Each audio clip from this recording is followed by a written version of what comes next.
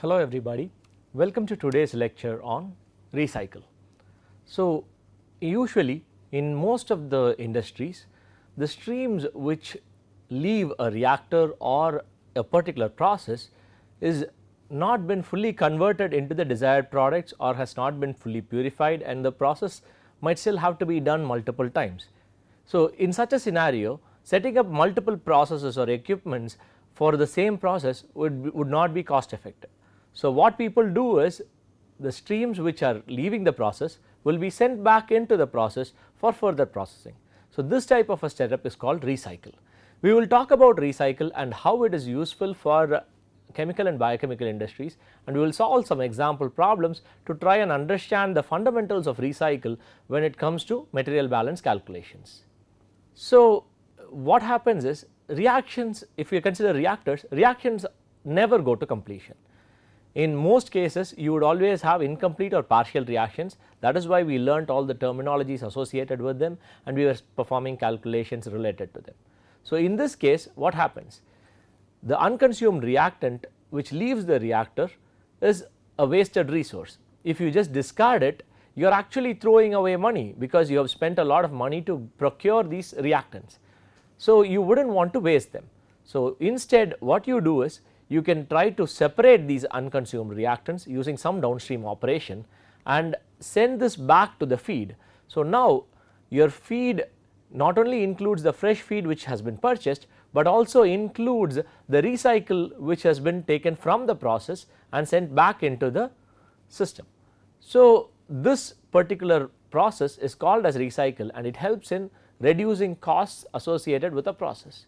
A term recycle ratio is used to define how much of the component is being recycled. So, it is defined as the ratio of mass of recycle to the mass of fresh feed. So, this can be done for non-reacting systems also. For example, distillation is one system where you can consider having recycle.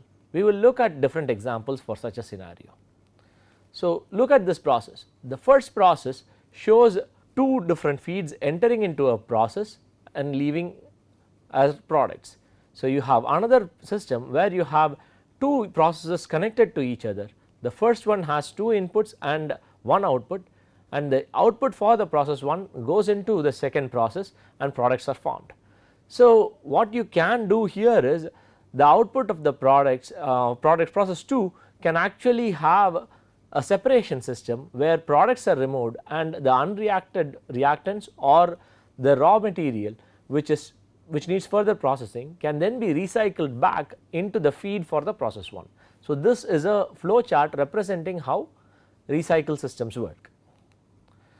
So, when we talk about processes with recycle, we need to understand that they are always multi-unit processes. This is because the overall system which we consider would have the process of interest and it would also have a splitter or a separator which helps in taking some of the product stream leaving the process and sending it back to the feed, and then it would also have a mixing point where the recycle is mixed with the fresh feed which is sent to the process. So, thereby you get at least 3 separate single unit systems combining together to form the recycle system. So, we need to understand that the feed which comes in before the recycle, the feed which is sent before recycle is called as a fresh feed, and this fresh feed when mixed with the recycle forms the total feed or the gross feed which enters into a process and then goes through the process and products are removed. Here one term which we need to understand is material circulates without accumulation. What do I mean by this? Accumulation will be 0 for any system which is chosen. Let us consider a simple system for recycle.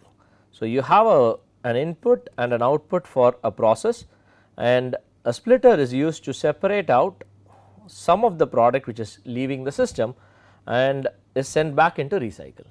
Now, if we were to consider mass flow rates during steady state, what will happen is you will have 100 kilograms per hour entering and 100 kilograms per hour leaving the system.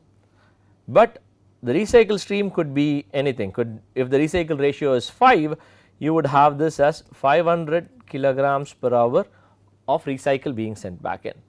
So, now what you do is, if you consider this overall system, so the streams which are crossing the boundary are input which is 100 kilograms per hour and output which is again 100 kilograms per hour. So, this means there is no accumulation inside. If you were to consider a different system, so let us say you consider the system, so this is for the overall system. So, if we were to consider the mixing point, so the mixing point would then have two inputs, which is input being 100 kilograms which is the fresh feed plus 500 kilograms which is the recycle feed entering into the system, and output would be this gross feed which is basically the summation of these two, which is again 600 kilograms per hour. So, thereby this is also input equals output. So, similarly, if you were to consider this particular system which is the splitter, what you would observe is the splitter would also have an input which is equal to the mass of the gross feed. So, which would be 600 kilograms per hour, which is the gross product which is coming out, and your output would be the summation of your final product and your recycle stream, thereby being 100 plus 500 giving you 600 kilograms per hour. Again input is equal to output. So, I have considered a simple process where there is no reaction. So, I have not ignored the generation and consumption terms, but what you can see here is everywhere input is equal to output. Because of this, we understand that accumulation is 0. So, this is despite the fact that there is 500 kilograms per hour of recycle stream which is circulating within the system. However, this is not considered accumulation because it does not build up over time, it does not change with respect to time.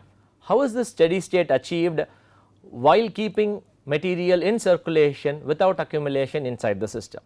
So, let us consider the initial transient phase where you have the unsteady state of the process. So, what you have here is in the initial phase you have this particular process where you have 100 kilograms per hour entering and 100 kilograms per hour leaving the system. So, without recycle the system is in steady state. Now, if I were to take 50 kilograms out of the product and send it back here, so what I have here is 50 kilograms per hour as recycle.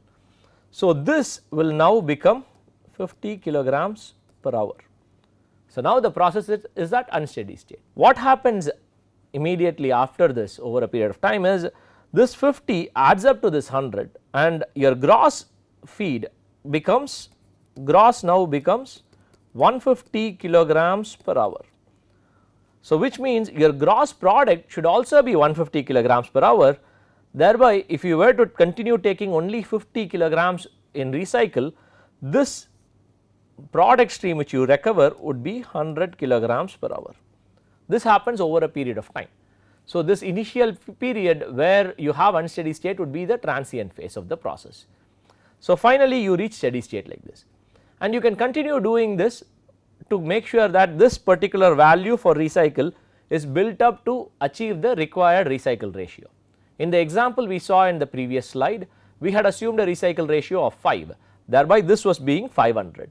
So, if you consider that, what we would be doing is instead of leaving this as 100 kilograms leaving, we can still take out 50 of this and send it back, which means the recycle stream will now become 100 and your gross would become 200, thereby your gross product would also become 200, making sure that your final product would again be built up if you were to continue having only 100 kilograms per hour recovered as recycle. So, by doing this repeatedly, we can actually build this recycle stream to the particular desired mass we want, so that we have the desired recycle ratio, and this is done without affecting steady state. Accumulation does not happen for any of these processes. As I already explained, if you consider any system within this process, you would find that there is no accumulation. Assuming no reaction, you would always have input equals output. If you understand this particular concept, it brings in a lot of clarity when it comes to recycle systems. With that, let us move on to how we would solve a recycle problem. As I already mentioned, any recycle system is a multi-unit process. Just like any other multi-unit process, identifying the right system to study is a very crucial aspect for performing calculations. So, if you consider this example where you have a mixer and a splitter and the process with a recycle stream, you end up having multiple systems which you can consider. You can consider the overall system, which basically engulfs the mixer's process and the separator, or you could consider the mixer as a system or the process as a system or the separator as a system or combinations thereof. So, identifying which system you want to start with will help in solving the problem. So, this would be similar to solving any other multi-unit process. Let us consider recycle systems without reactions. Some processes where you have such recycle without reactions would be distillation, crystallization, heating and refrigeration and so on. So, in distillation we already saw that separation is not complete. You always have some separation and you would have a mixture leaving both in the bottoms and in your distillate. So, it is important to recycle to ensure that you get the highest level of purity. Crystallization again is a process where you might want to send it back in so that the saturated solution can be further cooled to get more crystals out. Heating and refrigeration are systems where you perform recycle to ensure that the energy which is present in these materials which are leaving is utilized to ensure that the process uses the energy rather than wastes it by throwing it out of the system. So, let us take distillation as an example. So, here is a process which describes distillation. What you see here is a feed which is entering into the system, which is the distillation system, the feed entering into the distillation. So, you would usually have two particular products leaving. So, you have one which is the bottoms product and the other which is the distillate product or the overhead product leaving the system. So, the overhead product which is leaving the system leaves with the volatile components. So, this has all the volatile components and this is basically cooled down to make sure that some of the volatile components are condensed to form the liquid, and this liquid is sent back in the name of a reflex. Similarly, the bottoms product which contains the non-volatile components or the less volatile components, so to be more accurate it would be less volatile components, this leaves as the bottoms product, and this can actually be recirculated back into the distillation column through something called a reboiler. So, this reboiler makes sure that the liquid stream present in the bottom gets evaporated so that the vapors are sent back in. By doing this repeatedly, you ensure that there is a high percentage of separation and you get a highly pure product. So, by doing this you would get a highly pure product which is the overhead product, and your bottoms product would also have more of the less volatile components and making sure that your separation is quite efficient. Let us see a couple of example problems which will help us in understanding this and understanding how to perform material balance calculations for such a system. Seawater is to be desalinized using reverse osmosis. The scheme is shown here in the figure. You are asked to use the data given in the figure to determine the rate of brine which is being removed and rate of desalinized water which is being produced and the fraction of brine leaving the reverse osmosis cell that is recycled. So, we need to calculate how much brine is being removed, which is B, and how much desalinized water is being produced, which is D, and we also need to find the fraction of brine which is leaving the reverse osmosis cell that is being recycled. So, we need to know what the recycle stream would be. So, let us see how we can go about calculating these values. Just like any other material balance, the first step for solving this material balance problem would be identifying the basis. So, in the problem statement it has been given that 1000 pounds per hour of seawater containing 3.1% salt is entering, which means our basis will be 1000 pounds per hour of seawater fed. This would be the basis we start with. So, now the next step is to identify the right system to study. We have the information about the concentration of salt in the fresh feed. We also know the concentration of salt in the brine waste and the concentration of salt in the desalinized water. So, this means using this particular system as the overall system would be a good way to start. So, now assuming the overall system as the system of interest, let us start writing the balance equations. We can write a total balance equation which would be 1000 pounds per hour of feed which is coming in will be equal to B, which is the brine waste leaving, plus D, which is desalinized water leaving the system. So, the next balance we can write would be the salt balance. So, if you were to write the salt balance, it would be 0.031 times 1000 equals 0.0525 times B plus the concentration of salt in the desalinized water is given as 500 ppm, which means it would be 500 times 10 power minus 6 times D. So, now we have two equations and two unknowns. Solving them we can get B and D. So, B would be equal to 586 pounds per hour and D would be equal to 414 pounds per hour. So, with this we have calculated the amount, the mass of desalinized water and the mass of brine waste which are leaving the system. Next step is to calculate the fraction of the brine leaving the reverse osmosis cell that is being recycled. For this we need to get the information about the recycle stream, we need to know the mass of the recycle stream. So, how do we calculate that? What system can we use? There are two systems which can be chosen where the recycle stream will cross the boundary. Those would be the mixing point and your splitter. Considering that we can write only one balance equation for the splitting point, it would be wise to start with the mixing point because we would have two unknowns to solve for in this particular equation. So, let us look at the mixing point as the system of interest. For the mixing point we can write the total mass balance as 1000 plus R, which is the input, would be equal to the gross water salt water which is entering into the reverse osmosis cell.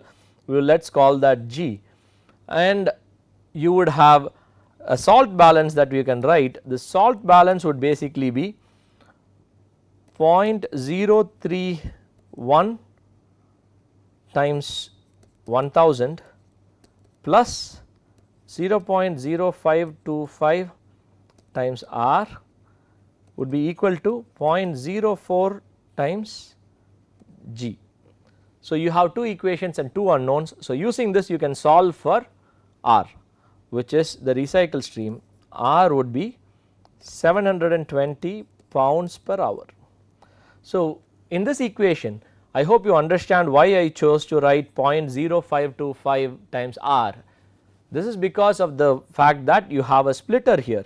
So, if you remember from the earlier lectures, for a splitter the concentration of dissolved components does not change because only the stream is being split into multiple streams, which means the concentration of dissolved components will be the same, or the composition will be the same in all the streams which are entering and leaving the splitter. This means the concentration of brine waste, which is 5.25% salt, would be the same in the brine recycle also. So, the brine recycle would also contain 5.25% salt. Considering that, I have written 0.0525 times R as the amount of salt which is entering through the recycle stream. So, now that we have R, we can calculate the fraction recycled as 720 divided by 720 plus 586, where 586 is the amount of brine which is leaving the system. So, the total basically is 720 plus 586, giving us a fraction of 0.551. So, more than 55% of the brine waste which is actually being produced from the reverse osmosis cell is being recycled.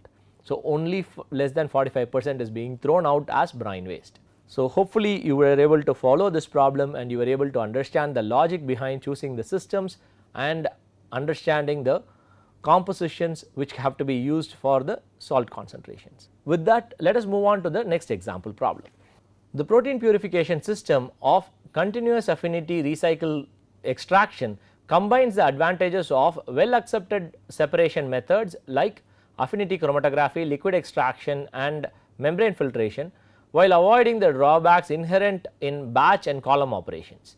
The technical feasibility of the CARE system was studied using beta galactosidase, which is using an affinity purification as the test system based on this process given below. What is the recycle flow rate in terms of milliliters per hour in each of the stream? Assume that the concentrations of U are equivalent to the concentrations of beta galactosidase in the solution and that steady state exists. So, what has been given to us is this particular stream contains a feed into the absorbing stage and a waste, and you also have a desorbing stage which has a desorbing buffer and a product which is leaving the system. You also have recycle between the absorbing stage and the desorbing stage which are happening both ways. The composition of these streams are also given. You have been asked to calculate the recycle flow rate in terms of milliliters per hour. So, if you remember earlier, I had mentioned that balances have to be written only for moles or masses. We cannot write balances for volumes unless we make one crucial assumption. The assumption is the density does not change. So, as long as the density does not change, we can assume that the volume is also conserved. So, making that assumption for this problem, we would be able to solve for the volumetric flow rate of the recycle stream. So, let us start with identifying the bases. So, you have different flow rates which are given. So, your bases can basically be written as various flow rates given, which would be the given flow rates as your bases.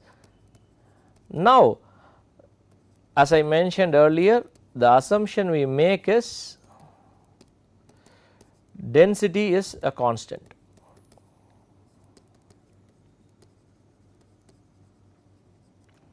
So, the next thing we have been given is steady state is maintained. So, for steady state to be maintained for these two processes, we need to ensure that the flow rate of the feed and the waste are equal for the absorbing stage and the flow rate of the desorbing buffer and product are equal for the desorbing stage. This can happen only when the volumetric flow rate of the recycle is the same for both these streams. So, the recycle flow rate, volumetric flow rate would be equal for both these streams. With that, we now have to choose a system to identify what this flow rate for the recycle would be. As we want the recycle stream to cross the system boundary, we could either choose the absorbing stage or the desorbing stage for as the system for performing the calculations. In this case, I have chosen absorber as the system of interest for performing calculations. We could either write a total balance or a component balance. So, the total balance would not be very useful here. So, hence we would use the component balance. The total balance would be trivial. So, component balance will be useful for calculating the volumetric flow rate of the recycle stream. So, we will use the component balance which is the beta galactosidase, which is U. So, the component balance here would be beta galactosidase enters as 600 times 1.37 plus recycle times 5.2, and this leaves as 600 times 0.08 plus recycle times 19.3. So, using this balance equation, we can calculate R, which is the volumetric flow rate, as 55 ml per hour. So, this is a simple problem where we were able to perform material balance calculations to calculate the volumetric flow rate of recycle entering and leaving the system, which is the absorbing stage. So, with that, we can come to the conclusion for recycle problems without reactions. So, in the next lecture, we will talk about recycle problems with reactions, and we will also perform some tutorial problems related to recycle without reactions. Thank you.